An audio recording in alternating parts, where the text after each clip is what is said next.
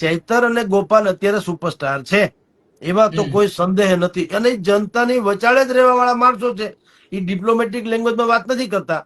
જેમ તુષાર ચૌધરી વિધાનસભાના વિપક્ષના નેતા બની ગયા ખરા, તમે સાંભળ્યું કે એની જાહેર સભા હોય ને કરોડો લોકોની આગળ પાછળ હોય સાંભળ્યું? કોઈ ભોજ્યોભાઈ આવતો નથી. હવે એ બસ એટી કેટી ગાડીમાં ફેર્યા કરે, ભાષણ ભૂષણ કર્યા કરે, પ્રેસ નોટ મોકલ્યા કરે, એના લુગડે ડાઘે નથી. એમ સેવા થાય આદિવાસીની સેવા થાય ચૈતરની જેમ. એ ધૂળમાં આલોટે, એ લાઠી પણ ખાય, જેલમાં પણ જાય, માથાકૂટે કરે, અધિકારીઓને ઝઘડાય કરે, ધડીકા લે આપણી ભાષામાં. તો એવી રીતે ચૈતર છે. એટલે ચૈતર આદિવાસીઓના હૃદયમાં છે અને એટલે એની પ્રતિભા ઓર નિખરી રહી છે ડે બાય ડે.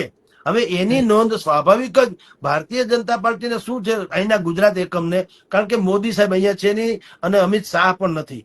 તો જે મુખ્ય જે બે જેને સ્ટાર કહી શકાય, તેંડુલકર ને સહેવાગ જેવા, એ હવે બે અત્યારે દિલ્હી છે. એને ગુજરાત હવે ટૂંકું પડે ને કાં ટાઈમ નથી.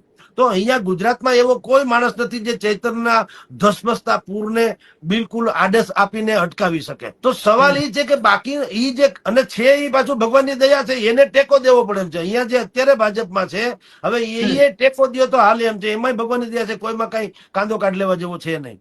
તો સવાલ એ છે કે આખું આ ગુજરાત મોડેલ જેના થકી નરેન્દ્ર મોદી આખા દેશ અને દુનિયામાં ડંકા વગાડતા ફરે છે, એ આખી સરકાર જે છે ને ગુજરાતનું જે આખું રજવાડું છે, એ અત્યારે હાલક ડોલક છે. જો અહીંયા બિલકુલ ધ્યાન આપવામાં ન આવે તો સંભવ છે કે આ ગુજરાત ઓલા કે ને હવેલી લેવા જતા ગુજરાત ખોયું એવું થાય.